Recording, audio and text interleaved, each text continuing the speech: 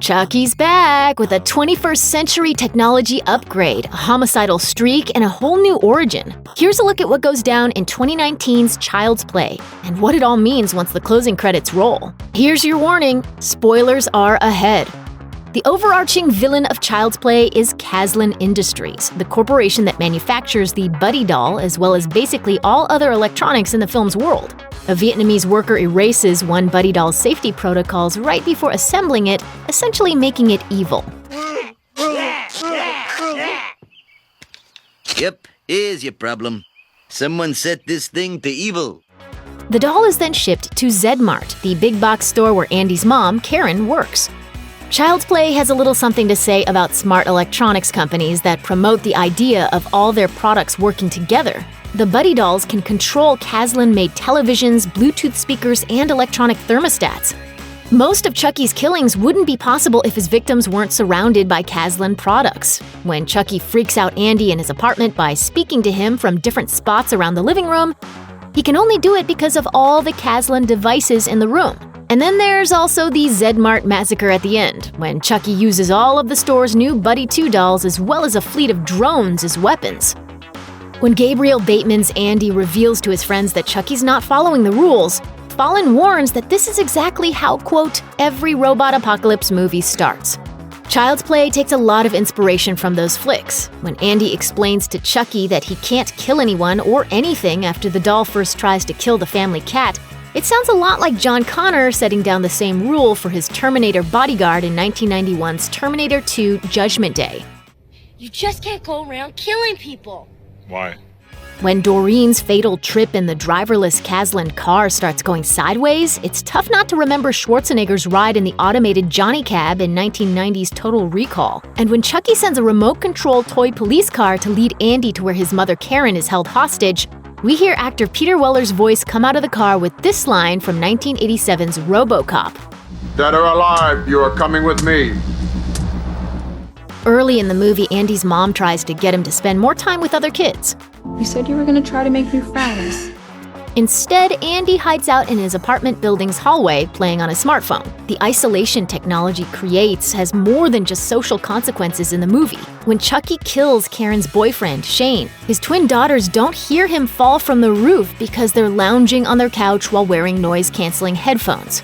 The most isolated character in the film, the janitor Gabe, replaces people with technology by using hidden cameras to spy on tenants. It's only when Andy's new friends, Fallon, Pug, and Omar put down their video games and believe in Andy that they're able to save him from the Zedmart massacre. Isolation even drives Chucky over the edge. Unlike the doll from the original films, this Chucky isn't possessed by a serial killer. He truly wants to be Andy's best friend, but he doesn't know how to do it without hurting people.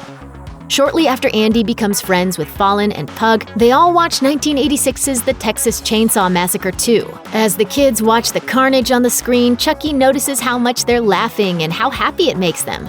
Wanting to make Andy just as happy as the movie makes him, Chucky grabs a knife and almost kills Pug, instead slicing Andy's arm. The doll is genuinely confused afterwards. It turns the old Child's Play dynamic on its head. In the original film, Chucky actually has the soul of a serial killer. The Chucky of this new Child's Play isn't completely harmless to begin with, but he isn't homicidal until children unwittingly teach it to be. By the end of Child's Play, it seems clear Andy's not going to be a loner anymore. Despite earlier differences, Fallon, Pug, and Omar all rush to save him from the Zedmart massacre.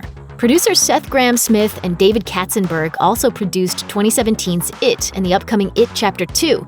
And seeing those four friends racing through Zedmart armed with mean-looking weapons is reminiscent of those films. The scene near the end in which the four kids destroy Chucky's body also brings to mind other films, but it's one of the few scenes that won't make you think of sci-fi or horror flicks. Instead, you'll likely remember the employees murdering their hated printer in 1999's Office Space. During the Zedmart massacre, Detective Mike takes a drone to the chest that was meant for Pug, and he warns the boy to run before collapsing. But later, when Chucky lunges at Andy, a recovered Mike blasts Chucky with his handgun. When Mike and Karen first meet, there's some awkward flirtation. At the end, they lay side by side on stretchers. Karen reaches out to pat Mike's arm and gives him a thankful smile. There's no guarantee that this will evolve into a romantic relationship, but it would be a welcome change for everyone involved. One noteworthy absence from Child's Play and possible threat to that budding romance is Andy's father. In the original film, it's clearly stated that he died. His real name is Charles Lee Ray, and he's been sent down from heaven by Daddy to play with me. That's never spelled out in the 2019 version. Shortly after Andy gets Chucky, he shows the doll his sketchbook and unintentionally comes across a page where he keeps a picture of himself with his mom and dad. He quickly closes the book, and it's the only mention of the father. We don't know if he died, if he divorced Karen, or if he abandoned his family. The fate of the father could be kept intentionally ambiguous because of plans for sequels. If Mike and Karen do end up together, maybe the father will return to disrupt their bliss. Not all the inspiration for the new Child's Play comes from the 80s and 90s. There's possibly some Marvel Studios influence too, or at least they use the same shorthand. For example, Chucky is powered by a tube with a white-blue glow, reminiscent of the miniature arc reactor in Tony Stark's chest in the Iron Man movies. Chucky's shut down by a knife to the battery, just like Iron Man is taken out in Captain America: Civil War with a shield strike to his arc reactor. And there's the eyes. A regular Buddy doll's eyes glow blue.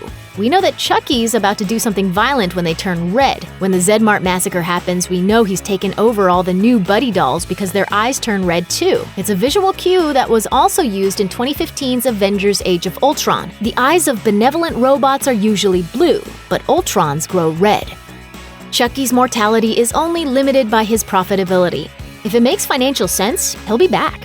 And the movie paves the way for it. After the Zedmart massacre, Kaslan CEO Henry Kaslan records a message absolving his company of responsibility for what happened at Zedmart, but also stating that as a precaution, Kaslan is recalling all of the new Buddy 2 dolls. The original Buddies are still for sale though, and we see one of these Buddy dolls being shelved along with dozens of others. Predictably, its eyes glow red before going dark again. Chucky was connected to Kaslan's cloud network, so as cathartic as it may have been, the kid's destruction of Chucky's body probably didn't kill him. Before he could be pounded into dust, Chucky sent himself into the cloud and transferred to another doll. Stupid technology! Check out one of our newest videos right here. Plus, even more Looper videos about your favorite movies are coming soon. Subscribe to our YouTube channel and hit the bell so you don't miss a single one.